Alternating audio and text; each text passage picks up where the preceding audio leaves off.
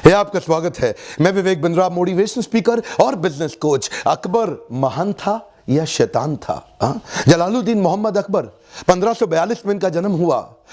ये हुमायूं के पुत्र थे, जहांगीर के पिता थे, तीसरे शासक, सबसे सफल शासक रहे पूरे मुगल एम्पायर इस सारे शासनकाल के दौरान। बचपन में इनके पिता इनके साथ नहीं रह पाए थे, माँ भी इनके साथ नहीं थी, जिसके कारण ये काफी कठिनाइयां महसूस करी, पर वो स्कार, वो दाग, वो धब्बे इनके जीवन में नहीं दिखाई पड़े। बड़े फियरलेस, पावरफुल, मिलिट्री एक्सपर्ट के एक वॉरियर के रूप में ये बड़े हुए। वैसे तो बचपन से ये अनपढ़ थे, लेकिन बड़ी लाइब्रेरी 24,000 किताबों की इन्होंने अपने पास रख रखी थी। इनका मानना था मुझको पढ़ना नहीं आता, कोई बात नहीं, मैं उस काम पे फोकस करूंगा जिस काम पे कोई फोकस नहीं कर पाता। पढ़ाने के लिए इन्होंने लोग अपने पास रखे जो रोज शाम को किताबें खोल खोल के इन्हें कई किताबें पढ़ाते रहे। लगभग 24,000 किताबें डाइवर्स सब्जेक्ट पे इन्होंने पढ़ डाली और अपने शासनकाल के दौरान सबसे ज्यादा विभिन्न हिस्सों को उन्होंने अलग अलग स्ट्रैटेजीज के साथ जीत के दिखाया। शुरुआत इन्होंने राजपूतों के राजस्थान आमेर से करी। आमेर के राजा को तो ये बिना लड़े ही जीत गए और बाद में तो आपको पता ही है, आमेर के राजा जो थे उसकी पुत्री जोधाबाई से इनका विवाह भी हो गया। मैट्रिमोनियल अलायंस बिल्ड करने में बड़े तेज थे। और आमेर जीतने के बाद जो आज का जयपुर है ना राजस्थान में, इनकी पूरी नजर राजस्थान और गुजरात पे थी, क्योंकि वो व्यापार मार्ग से, राजस्थान गुजरात समुद्र से व्यापार मार्ग को बिल्ड करता था, इंटरनेशनल अलायंसेस इंपोर्ट और एक्सपोर्ट में। तो ये सोचे कि राजस्थान में सबसे महत्वपूर्ण चित्तौड़ है और सबसे पावरफुल भी। अब उस समय भी हमारे राजपूत बड़े पावरफुल हुआ करते थे। चित्तौड़ को जीतना सबसे मुश्किल, इनको लगा कि वो हब है, बाकी सारे स्पोक अपने आप कंट्रोल में आ जाएंगे। जैसे पहिए का हब होता है, चक्का, उसके आसपास सारे स्पोक। तो ये सोचे कि चित्तौड़ को जीतना बड़ा इंपॉर्टेंट है। राजा मान सिंह जो आमेर जयपुर के थे, उनको साथ में लेकर के 30,000 लोग मारे गए। उस समय बड़ा भयंकर युद्ध हुआ चित्तौड़ का। युद्ध अकबर जीत गया। हुआ क्या, रणथंभौर जल्दी से हार मान गया और तुरंत सरेंडर कर गया। जैसलमेर जल्दी से हार मान गया, तुरंत सरेंडर कर गया। इस तरह करते करते सारे राजपूत अब इनके साथ जुड़ते चले गए। ये मैट्रिमोनियल अलायंस जरूर कर लेते थे उनके साथ, उनको अपने परिवार का हिस्सा बना लेते थे, उनकी रियासतें उनको वापस दे देते थे। बोलते थे कि मैं इससे तुमसे टैक्स और रेवेन्यू कलेक्ट करूंगा और तुमको फ्रीडम दे रहा हूं, तुम अपनी रियासत दोबारा चलाओ। इससे जो है ना लोगों में विश्वास आपस में बढ़ा। और इनफैक्ट मान सिंह वगैरह तो उनका परिवार तो इनके साथ इनके राजमहल में आकर के इनके जो नवरत्न थे उसमें आकर के जुड़ गए। अकबर बहुत मास्टरमाइंड था, इसने राजपूतों को ही आपस में लड़वा दिया। राजपूत राजपूत से लड़ने लगे। इसलिए राजा मान सिंह जिसको अपने साथ में कर रखा था, राजा मान सिंह से महाराणा उदय सिंह को लड़वाया, राजा मान सिंह से महाराणा प्रताप को लड़वाया। ये पूरा राजस्थान तो जीत गया था, लेकिन छोटी सी एक रियासत मेवाड़, मारो मेवाड़ी सरदार जिस पे दो-धारी तलवार राणा, महाराणा प्रताप का वीडियो आपने देखा होगा। इसने भारत के उस समय के नॉर्थ वेस्ट सेक्शन को पूरा कंट्रोल में कर लिया। कश्मीर से काबुल से कांधार तक और उससे पहले का जो बलूचिस्तान पाकिस्तान का हिस्सा है, वो नॉर्थ वेस्ट सेक्शन को उसने बड़ा मजबूत बनाया। ये शुरू से जानता था जब भी अटैक होगा भारत पे, ये सेंट्रल एशिया से होगा। सेंट्रल एशिया समझते हैं ना, कजाकिस्तान, तुर्कमेनिस्तान, उज्बेकिस्तान, किर्गिस्तान, ये सब, अफगानिस्तान, यहीं से सारा अटैक आता है। देखते हैं आप, हमेशा पंजाब के लोग फियरफुल हैं, हरियाणा के लोग बड़े पावरफुल होते हैं। आप उस तरह पाकिस्तान में जाएं, लोग बड़े लड़ाकू होते हैं। उसका कारण है जो नॉर्थ वेस्ट है, हिंदुस्तान और पाकिस्तान का ऊपर का सारा सेक्शन, ये लोगों पे बार बार इन्वेजन हुआ, इन्हीं के ऊपर बार बार आक्रमण किए गए।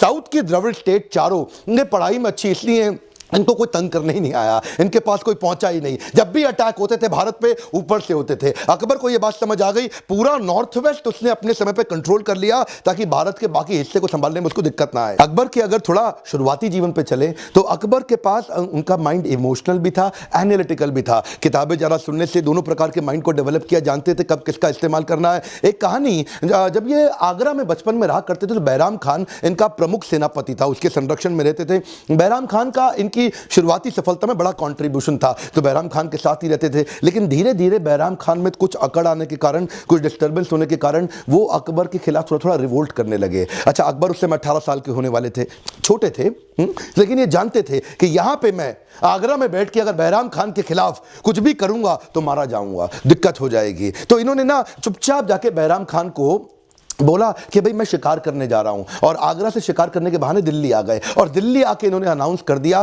फरमान जारी कर दिया कि मैं ही शासक हूं, बैराम खान का कोई रोल नहीं रहा। अब बेचारा बैराम खान जैसी तैयारी करा युद्ध करने की, अकबर ने उसको तुरंत दबा दिया और बैराम खान ने जल्दी हार भी मान ली। वो अकबर को मारना भी नहीं चाहता था। इससे इनकी डिसीजन मेकिंग की क्षमता 18 साल की उम्र में पता लग जाती है कि रिएक्ट नहीं किया उन्होंने। आगरा में आकर के, दिल्ली में आके ध्यानपूर्वक सोच समझ के रिस्पॉन्ड किया। आगे भी इनकी कई आदतें थी कि अपने शत्रुओं को माफ करके उनको अपना मित्र बना लेते थे। कमजोर शत्रुओं को अपने खिलाफ बनाए रखने से अच्छा है उनको एक पावरफुल मित्र क्यों ना बना दे। बाज बहादुर जो कि मालवा का शासक था, उससे लड़ने के लिए उन्होंने आदम खान को भेजा। आदम खान ने जाके बाज बहादुर को उखाड़ दिया और वहां जाके शासन करने लगा। लेकिन आदम खान का स्टाइल तो वही था ना, अफगानी तुर्की स्टाइल, जाके औरतों की इज्जत लूट लेना, उनको तंग करना। तो ये अकबर वापस आया।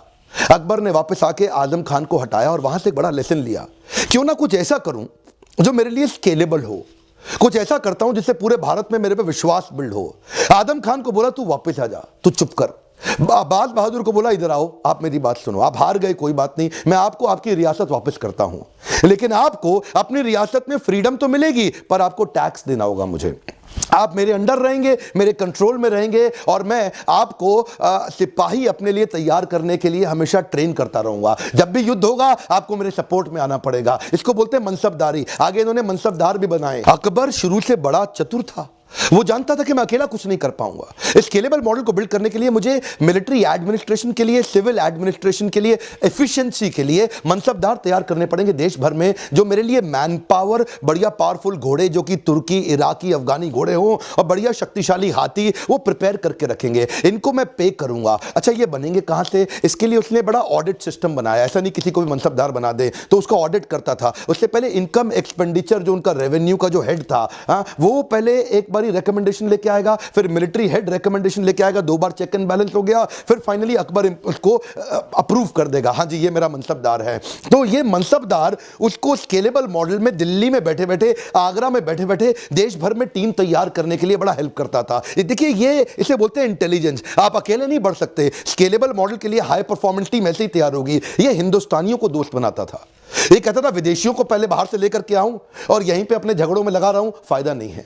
ऐसा कुछ करो कि यहीं के लोग मेरे सारे दोस्त हो जाएं और विदेशी आक्रांता ना आए, मैं पूरे देश को कंट्रोल कर लूं। इस प्रोसेस को और शक्तिशाली बनाने के लिए इसने आमेर की जोधाबाई के बाद बीकानेर की राजकुमारी से विवाह किया। उसके बाद जैसलमेर की भी राजकुमारी से इसने विवाह किया। इससे मैट्रिमोनियल अलायंस और मजबूत हो गए। राजपूत इनके साथ और लॉयल हो गए और इन्होंने भी रिश्ता बनाने में कोई कमी नहीं छोड़ी। ऐसा नहीं कि पहले जैसे होता था कि हिंदू लड़कियों को कन्वर्ट करके मुसलमान बना दें। ये क्या करते थे, उनको अपना हिंदू मंदिर भी बना के देते थे अपने ही राजमहल के अंदर। उनको अपने धर्म कन्वर्जन पे फोर्स नहीं किया करते थे। तब भी आप जानते हैं ना, उनके लिए मंदिर हुआ करते थे। आपने जोधाबाई मूवी देखी। ये इसके कारण, रिश्ते मजबूत होने के कारण इनको उनके लिए फैलना आसान हो गया था। अकबर की स्ट्रैटेजी से आपको बड़ा फायदा होगा। पहले तो ये सामने वाले को युद्ध में जीतता था, उसके बाद उसका दिल जीत लेता था।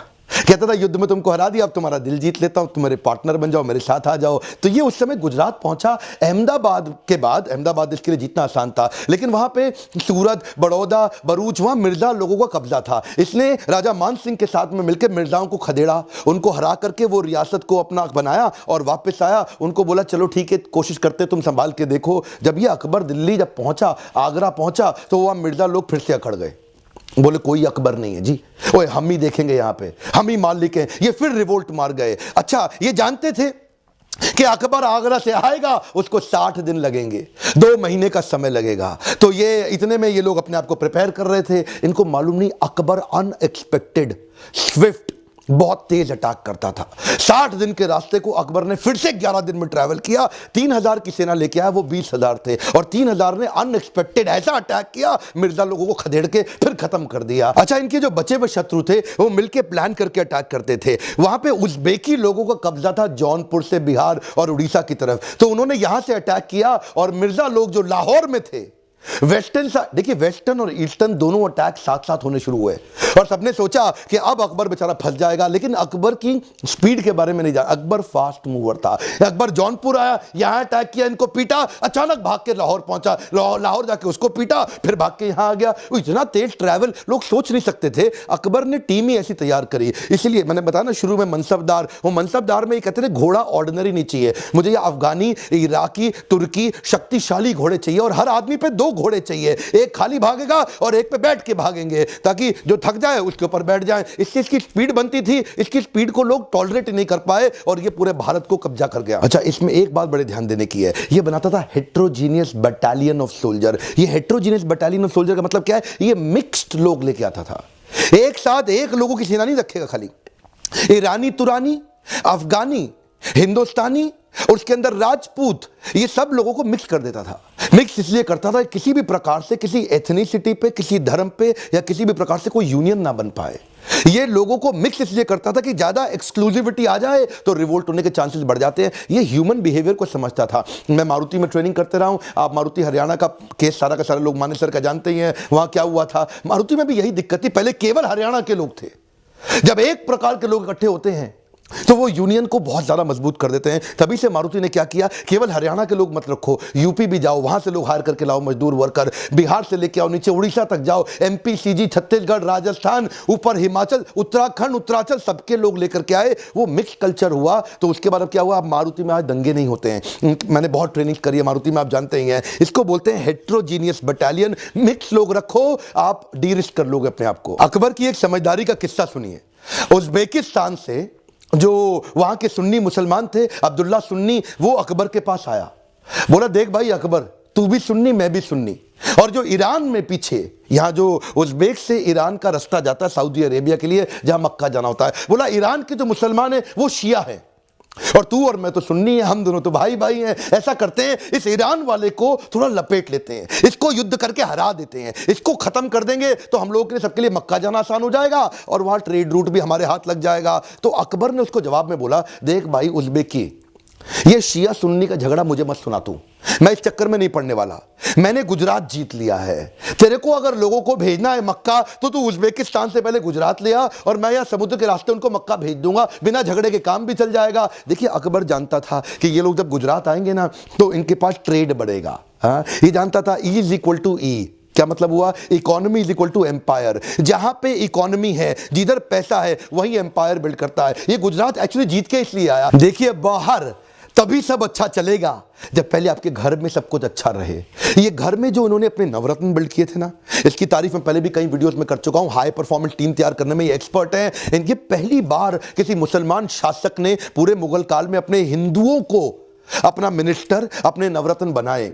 राजा मान सिंह, तानसेन, राजा बीरबल, राजा टोडरमल, ये सब हिंदू राजा थे। और इनफैक्ट अब्दुल रहीम खाने खाना, उनकी जो माता थी ना, वो भी कृष्ण के लीनियज में से आती थी। वो सब भी कृष्ण के पुजारी हुआ करते थे। अब्दुल रहीम खाने खाना की जो माँ थी। तो ये जो इंक्लूसिवनेस इसने अपने नवरत्नों में बिल्ड किए, इसमें डिसीजन मेकिंग के कारण इनकी कमिटमेंट और बढ़ गई। पूरे भारत देश का दिल जीत पाने का एक और कारण था कि अकबर की एक पॉलिसी थी, possibility of conversion to and from Islam. क्या मतलब हुआ, आप इस्लाम में आना चाहते हो, आपका स्वागत है। आप इस्लाम छोड़ के जाना चाहते हो, आपको बधाई है। ये अकबर एकमात्र ऐसा शासक था जिसने जबरदस्ती नहीं करी। इसने तो एक कॉमन धर्म बनाने की कोशिश करी, जिसको बोलते हैं दीन इलाही। इसने सारे धर्मों के लोगों को साथ में लेके आया, चाहे आप सिख हैं, जैनी हैं, पारसी हैं, जिनको बोलते हैं ज़ोरास्ट्रियन, आप हिंदू हैं या आप क्रिश्चियन हैं, उन सबको उनकी कॉमनैलिटी लाके जोड़ने की कोशिश करी। इसको बोलते हैं सुलेह कुल। क्या मतलब हुआ, पीस टू ऑल। इसने बना दिया कि इबादत खाना,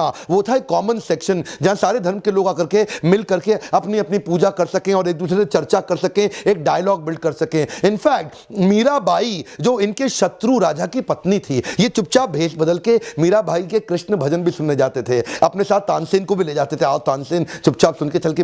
तो वो जो है ना कृष्ण के भजन सुनना, उसके बाद कृष्ण के जो अर्चक विग्रह थे, जो उनके डीटी, जो उनकी मूर्ति थी, वहां जाके हीरो का हार रख करके आए। ये जो इनकी इंक्लूसिव ग्रोथ, इसके कारण उन्होंने दिल जीत लिया। और दूसरी तरफ औरंगजेब, ये एक्चुअली ना पूरे मुगल एम्पायर के अंदर अकबर को हमेशा हीरो बोला जाता है और औरंगजेब वो तो विलेन है।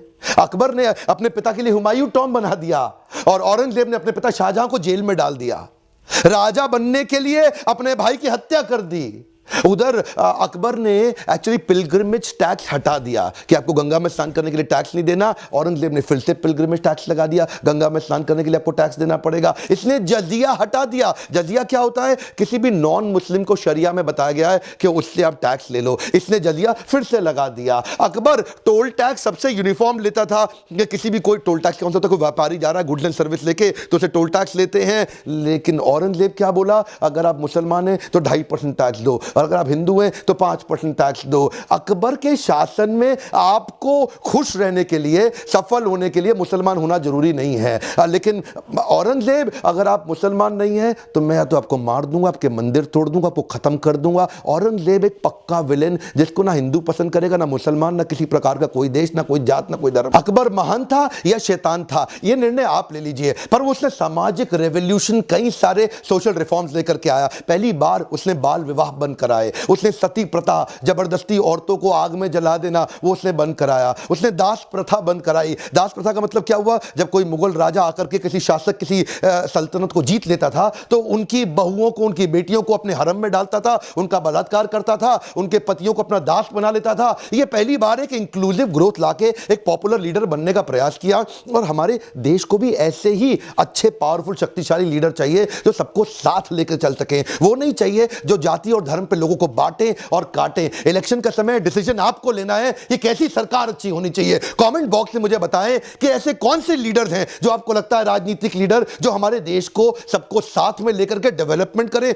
ग्रोथ करें और नौटंकी नाटक ना करें। मेरा आपसे एक रिक्वेस्ट है, इस वीडियो को शेयर इसलिए करें ताकि रिलीजियस टॉलरेंस बढ़ सके, एक दूसरे के धर्म जाति के प्रति लोगों का सम्मान बढ़ सके, और हो सके तो अपने एरिया के काउंसलर, एमएलए, एमपी और कैबिनेट मिनिस्टर तक पहुंचाएं ताकि लोग इन सब एजेंडा से बाहर निकल के ग्रोथ की एजेंडा की बात करें। वीडियो बनाना आसान काम नहीं है, बहुत मेहनत लगती है। लाइक नहीं करेंगे ना तो मुझे अच्छा नहीं लगेगा, और सब्सक्राइब करके बेल आइकॉन में हिट करेंगे। ये फ्री वीडियोस आप तक पहुंचेंगे नहीं। शेयर करने के लिए, मेरे साथ जुड़े रहने के लिए हर बार की तरह प्रेम पूर्वक दिल से धन्यवाद।